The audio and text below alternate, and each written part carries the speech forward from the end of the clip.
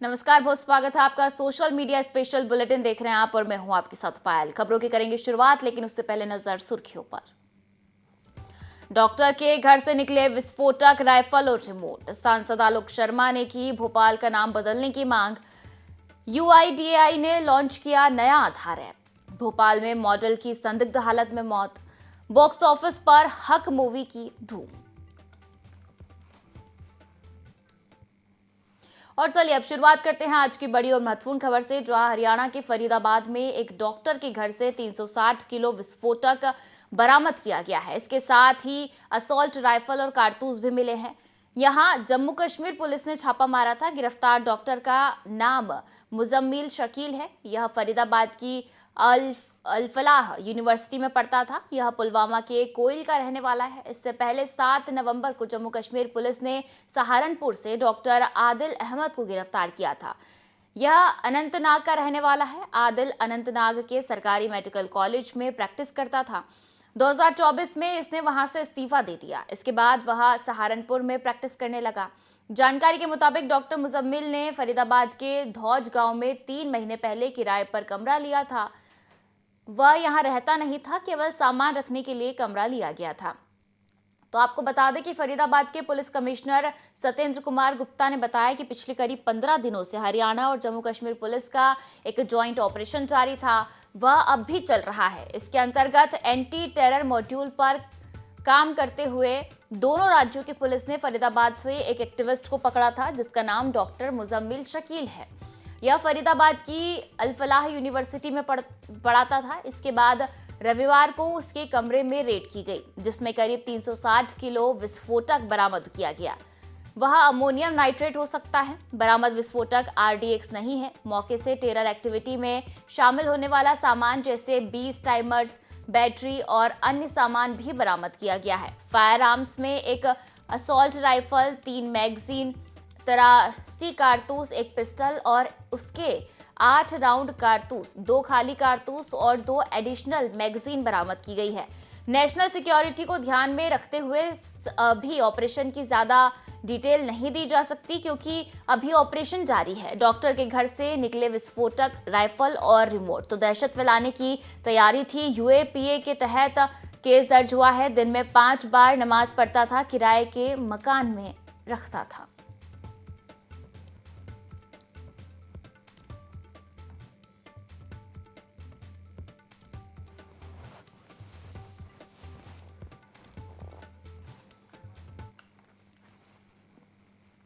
चलिए खबरों में आगे बढ़ेंगे, जहां भोपाल में 27 साल की मॉडल की संदिग्ध हालत में मौत का मामला सामने आया है। बॉयफ्रेंड सोमवार तड़के इंदौर रोड भैंसाखेड़ी के एक अस्पताल में युवती को छोड़कर भाग गया। युवती की मौत की सूचना डॉक्टरों ने पुलिस को दी। पुलिस ने बॉडी को कब्जे में लेकर जांच शुरू कर दी है। युवती के परिजन और मजिस्ट्रेट की मौजूदगी में गांधी मेडिकल कॉलेज में पोस्टमार्टम कराया जा रहा है। मृतका के परिजन ने हत्या का आरोप लगाया है। युवती के प्राइवेट पार्ट सहित कंधे और चेहरे पर चोट के निशान मिले हैं। मॉडल खुशबू अहिरवार सोशल मीडिया पर काफी एक्टिव थी। तो देखिए, मॉडल की संदिग्ध हालत में मौत हुई है। भोपाल में 27 साल की मॉडल की संदिग्ध हालत में मौत का मामला सामने आया है। बॉयफ्रेंड सोमवार तड़के इंदौर भैंसाखेड़ी के एक अस्पताल में युवती को छोड़कर भाग गया था। आपको बता दें कि युवती की मौत की सूचना डॉक्टरों ने पुलिस को दी।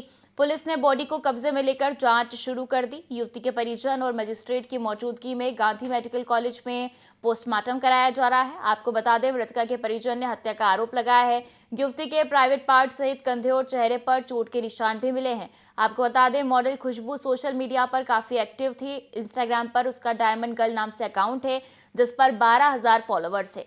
इस अकाउंट में खुशबू आए दिन मॉडलिंग से जुड़ी अपने फोटो शेयर करती थी। तो देखिए, हेड कांस्टेबल प्रतीक कुमार ने बताया कि खुशबू अहिरवार उर्फ खुशी वर्मा 27 साल की है, जो कि मोहम्मद कासिम नाम के युवक के साथ लिव इन रिलेशनशिप में रह रही थी। कासिम उसे अस्पताल में भर्ती कराने के बाद भाग गया। अस्पताल की सूचना पर मर्ग कायम कर जांच शुरू कर दी गई है और पुलिस के मुताबिक खुशबू बीए फर्स्ट ईयर के बाद पढ़ाई छोड़ चुकी थी। फिलहाल मॉडलिंग के साथ एक कैफे में काम करती थी। मृतका की मां लक्ष्मी अहिरवार ने बताया कि 3 दिन पहले कासिम ने कॉल किया था। उसने बताया था कि मैं मुसलमान हूं, लेकिन आपकी बेटी मेरे साथ है, आप फिक्र मत करो। इसके साथ ही आपको बता दें कि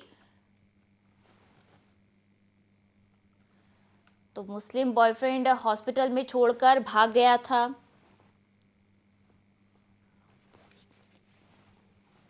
तो युवक के साथ लिव इन रिलेशनशिप में मॉडल रह रही थी। मॉडल की संदिग्ध हालत में मौत हुई है।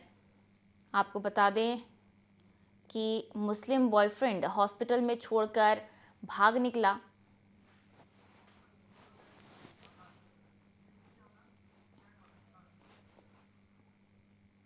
और अगली खबर का रुख करेंगे, जहां unique identification authority of India यानी UIDAI ने नया आधार ऐप लॉन्च कर दिया है। इस बात की जानकारी आधार ने सोशल मीडिया प्लेटफॉर्म एक्स पर पोस्ट कर शेयर कर दी है। इस ऐप के जरिए आप घर बैठे नाम, पता, डेट ऑफ बर्थ जैसी डिटेल्स बदल सकेंगे। इसके अलावा ऐप के जरिए अब आप अपना आधार हमेशा फोन में कैरी कर सकेंगे। वहीं फेस स्कैन से सिक्योर तरीके से ID शेयर भी कर सकेंगे। UIDAI ने बताया कि नया ऐप ज़्यादा सेफ और यूज़र फ्रेंडली है। वहीं पुराना M आधार ऐप बंद हो जाएगा।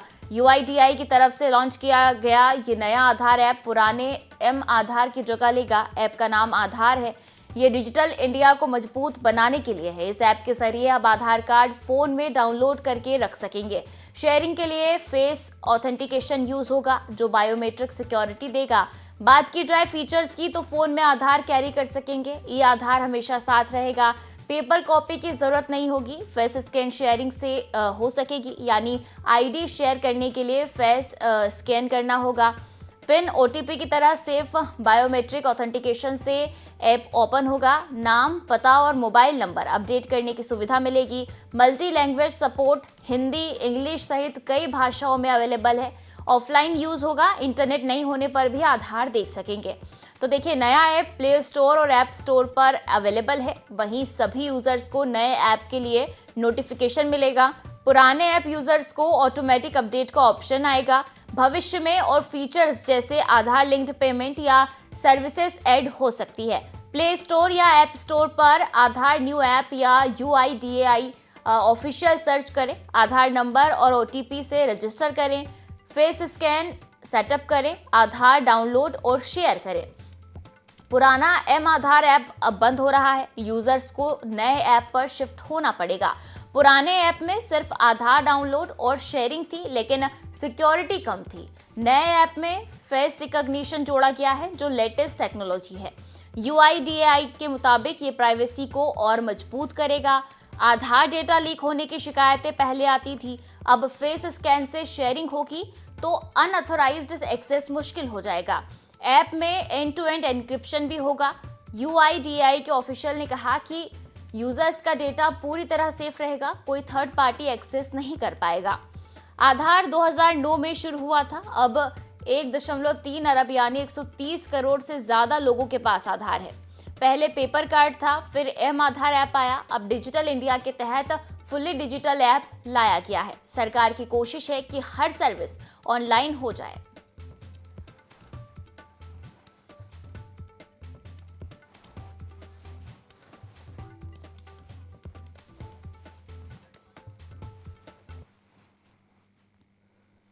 चलिए अगली खबर का रुख करेंगे, जहां भोपाल में सांसद आलोक शर्मा और बीजेपी जिला अध्यक्ष रविंद्र यति ने प्रेस वार्ता कर जानकारी दी कि सरदार वल्लभ भाई पटेल की 150वीं जयंती के अवसर पर विशेष आयोजन किए जाएंगे।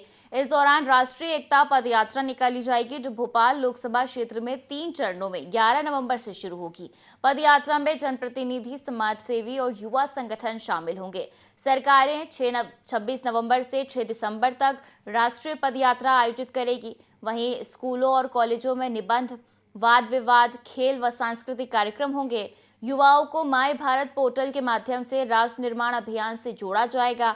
सांसद आलोक शर्मा ने प्रेस वार्ता में कहा कि भोपाल का नाम बदला जाना चाहिए, ताकि शहर अपनी स्वाभिमान और संस्कृति से पहचाना जाए, न कि नवाबी इतिहास से। उन्होंने भोपाल के विलीनीकरण आंदोलन और इतिहास को स्कूलों के हिंदी कोर्स में शामिल करने की भी मांग की।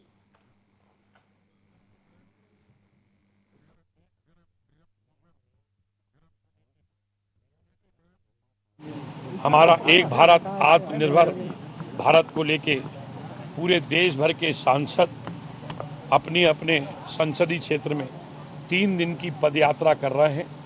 कल भोपाल राजधानी में वल्लभ भवन मंत्रालय के सामने सरदार वल्लभ भाई पटेल की प्रतिमा लगी है, वहाँ से ये पद यात्रा प्रारंभ करेंगे। प्रदेश के यशस्वी मुख्यमंत्री डॉक्टर मोहन यादव जी भाई सबसे हमने निवेदन किया, उनकी स्वीकृति मिल जाएगी। हमारे प्रदेश के यशस्वी प्रदेश अध्यक्ष हेमंत खंडेलवाल जी और हमारे भोपाल के प्रभारी मंत्री चेतन कश्यप जी और भोपाल के सभी जनप्रतिनिधि इस पद यात्रा में रहेंगे। और ये पद यात्रा कल प्रातः 9 बजे वल्लभ भवन सरदार वल्लभ भाई पटेल की प्रतिमा से प्रारंभ होकर पुरानी जेल और वहाँ से police control room, Kushabhau Thackeray convention centre से, रोशनपुरे से, न्यू मार्केट से टॉप एंड टाउन के ऊपर समाप्त होगी। और इसमें सांस्कृतिक कार्यक्रम भी होंगे, इसमें नुक्कड़ नाटक भी होंगे और इसके अंदर हम स्वदेशी की भी शपथ नौजवानों को दिलाएंगे। वो कार्यक्रम के समापन के ऊपर नशा मुक्ति की भी हम शपथ नौजवानों को दिलाने वाले हैं। मुझे लगता है केवल हम नाम बदलने की राजनीति नहीं करते, पर जो भी भोपाल का वास्तविक इतिहास है, क्या राजा भोज ने भोपाल का बड़ा तालाब नहीं बनाया? क्या उनकी प्रतिमा नहीं लगना चाहिए? क्या रानी कमलापति इस भोपाल की शासक नहीं? यहाँ के ऊपर रानी कमलापति भी, उनका भी साम्राज्य रहा, तो आज हमने उनकी प्रतिमा भी लगाई है। और आने वाले समय के अंदर समाज के अंदर भी मांग आ रही है कि भोपाल का नाम राजा भोज के नाम के ऊपर होना चाहिए, तो निश्चित होना चाहिए। भोज के लिए भी हम काम कर रहे हैं। और राजा भोज ने तो बहुत बड़े विद्वान थे, प्रकांड पंडित थे, कई भाषाओं को उनको ज्ञान था। अगर राजा भोज के नाम पे भोपाल का नाम होता है, उसको बढ़ाने का काम भोपाल का बेटा करेगा।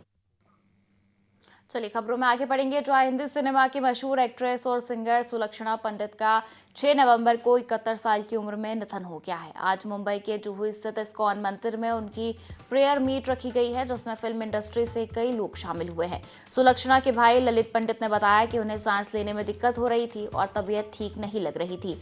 हम उन्हें नानावटी अस्पताल ले जा रहे थे, लेकिन अस्पताल पहुंचने से पहले ही उनका निधन हो गया।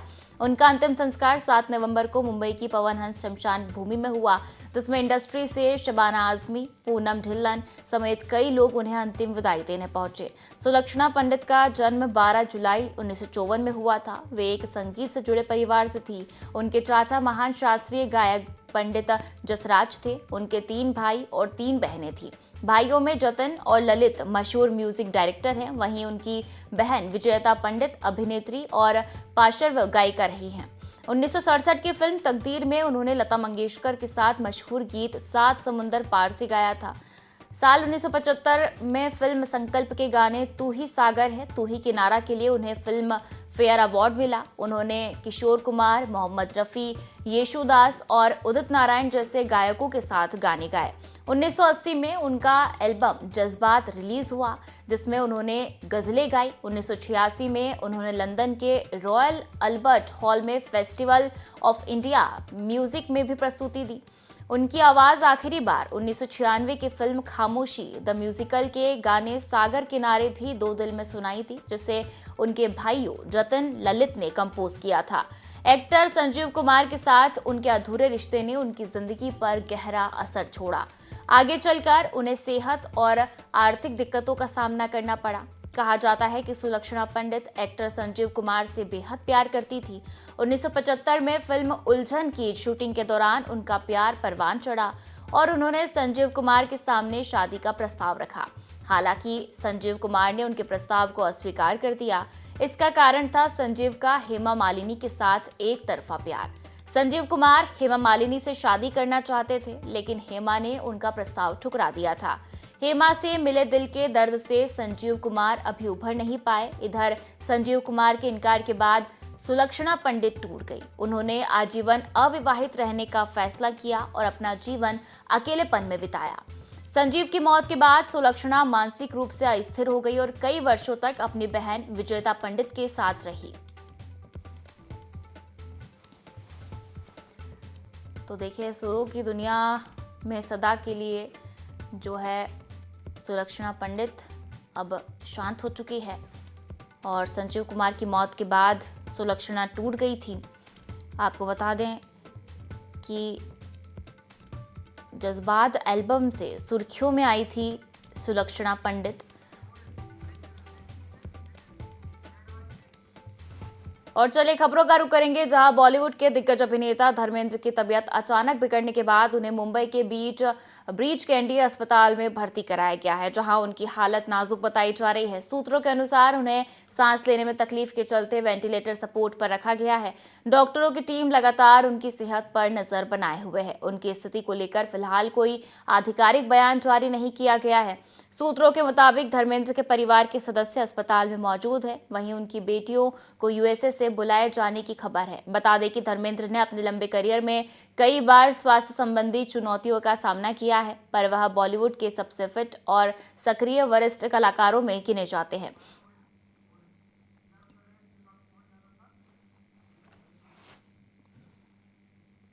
और चलिए अब खबरों में आगे बढ़ेंगे, जहां प्रसिद्ध फिल्म अभिनेत्री दिव्या दत्ता ने सोमवार को उज्जैन स्थित श्री महाकालेश्वर मंदिर में दर्शन कर पुण्य लाभ अर्जित किया। उन्होंने प्रातःकालीन दध्योदक आरती में भाग लेकर भगवान महाकालेश्वर के दर्शन किए। इसके बाद उन्होंने श्री कोटेश्वर महादेव का विधि विधान से पूजन किया, जो पुजारी अर्पित गुरु द्वारा संपन्न कराया गया। दर्शन उपरांत अभिनेत्री ने कहा कि महाकाल के दर्शन से उन्हें आत्मिक शांति मिलती है और वे हर बार उज्जैन आकर दर्शन अवश्य करती हैं।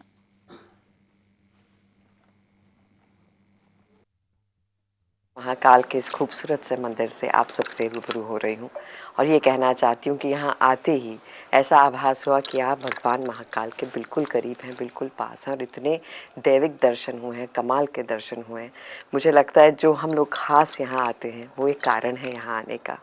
जो आरती देखने का मुझे मौका मिला और मुझे पता नहीं था कि मैं उस वक्त आरती के वक्त पहुँच रही हूँ, वो इतना खूबसूरत था, इतना दिल को छूने वाला था कि एकदम आत्मा तृप्त हो गई। धन्यवाद करना चाहूँगी यहाँ के सब लोग जो यहाँ पर काम करते हैं, हमारे जितने पंडित हैं, हमारे जितने सिक्योरिटी के लोग हैं, जितने लोग यहाँ पर सबकी सेवा करने को लगे हुए हैं। महाकाल के दर्शन बहुत प्यार से, बहुत दिल से कर जाएं और ये आरती करके बहुत अच्छा लगा। मेरा एक ख़ास रिश्ता ये भी रहा इस मंदिर से कि मेरी आवाज़ लाइट एंड साउंड शो में यहाँ पर प्रस्तुत है। ये मेरी तरफ से एक छोटा सा एक भगवान को नमन है। और इन दिनों एक पिक्चर हक लोगों के बीच में चर्चा का विषय बनी हुई है। फिल्म में एक्टर इमरान हाशमी और यामी गौतम की जबरदस्त एक्टिंग देखने को मिल रही है। हक 7 नवंबर को बॉक्स ऑफिस पर रिलीज की गई। स्ट्रीट टैकर सेकनिल्क के मुताबिक इमरान यामी की फिल्म ने पहले दिन 1.75 करोड़ रुपए के साथ खाता खोला। वहीं दूसरे दिन इसने तेज रफ्तार पकड़ते हुए 91.43% की बढ़त दर्ज की और 3.35 करोड़ रुपए की कमाई कर डाली। तीसरे दिन यानी वीकेंड पर फिल्म ने 3 करोड़ 31 लाख रुपए की कमाई की है। फिल्म ट्रिपल तलाक पर बेस्ड है। कहानी मुस्लिम महिला शाहबानो पर आधारित है। अपने पति से तलाक मिलने के बाद गुजारा भत्ता के लिए कोर्ट में याचिका दर्ज की गई थी। यह मामला सुप्रीम कोर्ट तक पहुंचा था। सुप्रीम कोर्ट ने उनके हक में फैसला सुनाया था, लेकिन मुस्लिम वर्ग इस फैसले के खिलाफ था क्योंकि यह मुस्लिम पर्सनल लॉ के तहत नहीं लिया गया था। शाहबानो का यह मामला राजनीतिक रूप से भी विवादों में घिर गया था और पूरे देश में इसकी चर्चा हुई थी। हक में यामी गौतम और इमरान हाशमी ने लीड रोल निभाया है और इसे सुपर्ण एस वर्मा ने फिल्म का निर्देशन किया है। दर्शकों को कहानी के साथ पर्दे पर इमरान हाशमी और यामी गौतम की एक्टिंग पसंद आ रही है।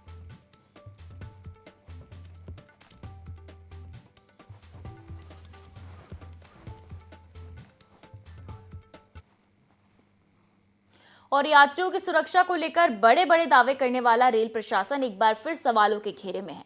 जबलपुर रेलवे स्टेशन पर अवैध वेंडरों का आतंक थमने का नाम नहीं ले रहा है। शनिवार 8 नवंबर की शाम करीब 7:45 बजे प्लेटफॉर्म नंबर 3 पर एक अवैध वेंडर द्वारा यात्री के साथ मारपीट का मामला सामने आया है। जानकारी के अनुसार मुंबई बनारस महानगरी एक्सप्रेस के रवाना होने से पहले यह विवाद हुआ। आउटर पर खड़ी ट्रेन के जनरल कोच में अवैध वेंडर चढ़ने की कोशिश कर रहा था, लेकिन भीड़ अधिक होने के कारण यात्री ने उसे रोक दिया। इसी बात पर नाराज होकर वेंडर ने स्टेशन पहुंचने के बाद पानी भरने वाली लोहे की रॉड से यात्री पर हमला कर दिया। घटना सीसीटीवी कैमरे में कैद हो गई। मौके पर मौजूद अन्य यात्रियों ने बीच बचाव कर किसी तरह स्थिति को संभाला। घटना की सूचना मिलते ही स्टेशन पर तैनात आरपीएफ ने तत्काल कार्रवाई करते हुए आरोपी अवैध वेंडर को गिरफ्तार कर लिया है। पुलिस जांच में पता चला है कि आरोपी वेंडर जबलपुर के गड़ा इलाके का रहने वाला है और उसके खिलाफ पहले से 19 आपराधिक मामले दर्ज है। आरोपी को रविवार को न्यायालय में पेश किया गया।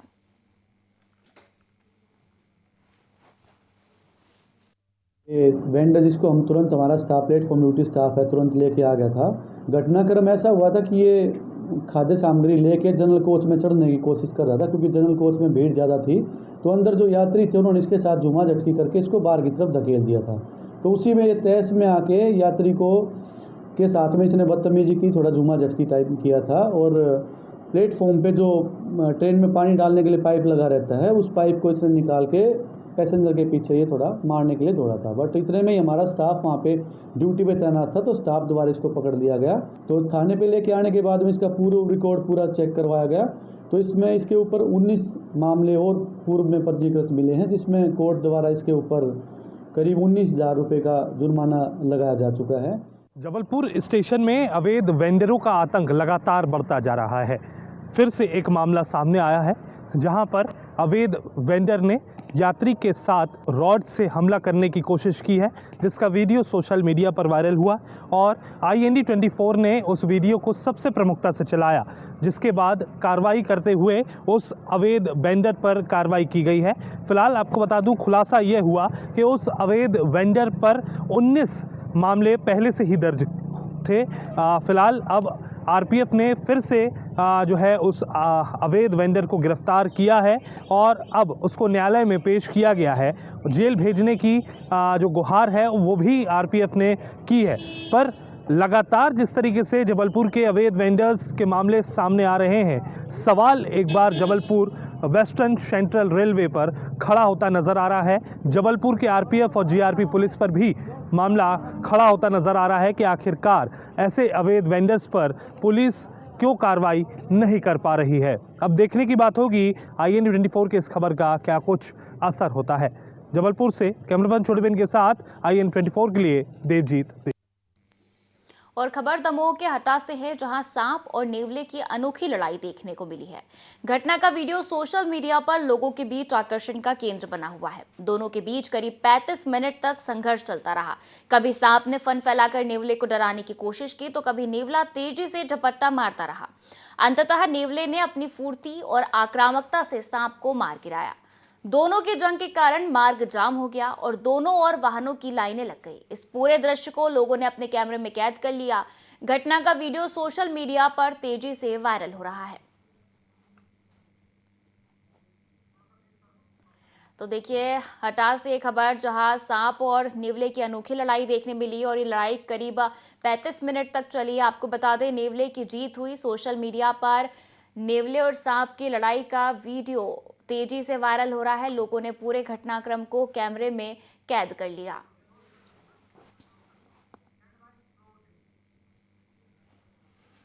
और इस बुलेटिन में फिलहाल इतना ही। आप बने रहिए IND24 के साथ। नमस्कार।